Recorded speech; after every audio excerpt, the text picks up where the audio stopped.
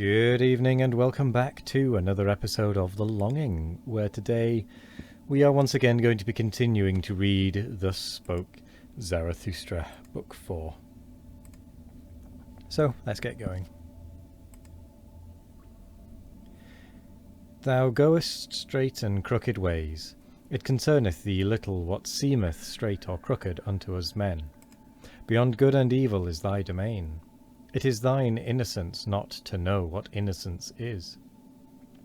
The ass, however, here brayed, Yea. Lo, how thou spurnest none from thee. Neither beggars nor kings thou sufferest little children to come unto thee, and when the bad boys decoy thee, then sayest thou simply, Yea. The ass, however, here brayed, Yea. Thou lovest she-asses and fresh figs, thou art no food despiser. A thistle tickleth thy heart when thou chancest to be hungry.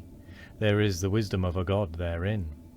The ass, however, here brayed, Yea. Chapter 78. The Ass Festival. 1. At this place in the litany, however, Zarathustra could no longer control himself. He himself cried out, Yea, louder even than the ass, and sprang into the midst of his maddened guests. Whatever are you about, ye grown-up children? He exclaimed, pulling up the praying ones from the ground. Alas, if anyone else except Zarathustra had seen you, everyone would think you the worst blasphemers, or the very foolishest old women with your new belief. And thou thyself, thou old Pope, how is it in accordance with thee to adore an ass in such a manner as God? O Zarathustra, answered the Pope, forgive me, but in divine matters I am more enlightened even than thou, and it is right that it should be so. Better to adore God so in this form than in no form at all. Think over this saying, mine exalted friend. Thou wilt readily divine that in such a saying there is wisdom. He who said God is a spirit made the greatest stride and slide hitherto made on earth towards unbelief. Such a dictum is not easily amended again on earth. Mine old heart leapeth and boundeth because there is still something to adore on earth. Forgive it, O Zarathustra, to an old pious pontiff heart. And thou, said Zarathustra to the wanderer and shadow, thou callest and thinkest thyself a free spirit, and thou here practisest such idolatry and hierolatry. Worse, verily, dost thou here than with thy bad brown girls, thou bad new believer. It is sad enough, answered the wanderer and shadow. Thou art right, but how can I help it? The old god liveth again. Oh, my word. The old god liveth again, O Zarathustra. Thou mayst say what thou will. The ugliest man is to blame for it all. He hath reawakened him. And if he say that he once killed him, with God's death is always just a prejudice.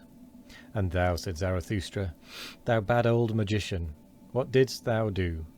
Who ought to believe any longer in thee, in this free age, when thou believest in such divine donkeyism? It was a stupid thing that thou didst. How couldst thou, a shrewd man, do such a stupid thing? O Zarathustra, answered the shrewd magician, thou art right. It was a stupid thing. It was also repugnant to me.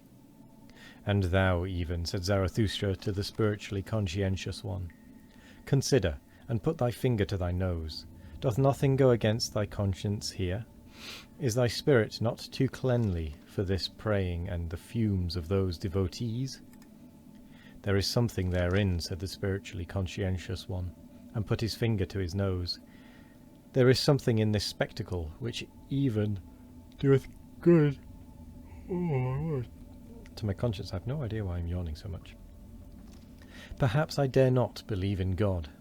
Certain it is, however, that God seemeth to me most worthy of belief in this form.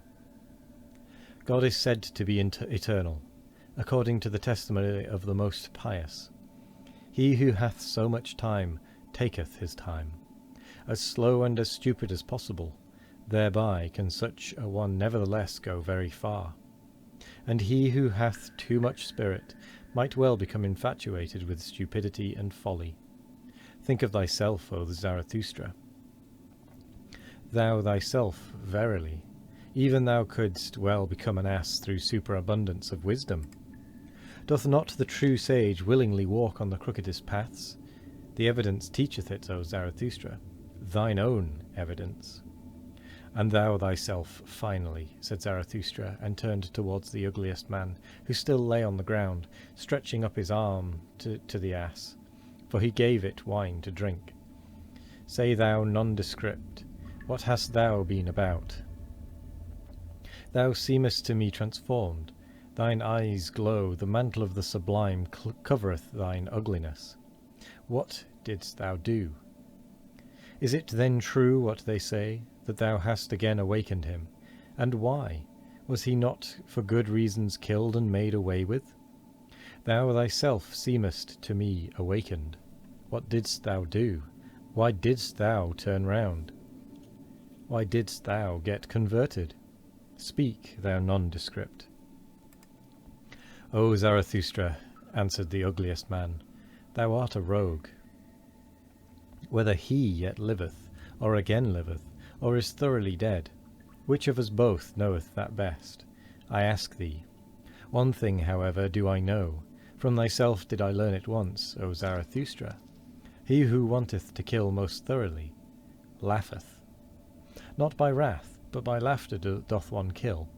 Thus spakest thou once, O Zarathustra, thou hidden one, thou destroyer without wrath, thou dangerous saint. Thou art a rogue. 2. Then, however, did it come to pass that Zarathustra, astonished at such merely roguish answers, jumped back to the door of his cave, and turning towards all his guests, cried out with a strong voice, O ye wags, all of you, ye buffoons, why do ye dissemble and disguise yourselves before me? How the hearts of all of you convulsed with delight and wickedness, because ye had at last become again like little children, namely, pious. Because ye at last did again as children do, namely prayed, folded your hands and said, Good God. But now I leave, I pray you, this nursery, mine own cave, where today all childishness is carried on.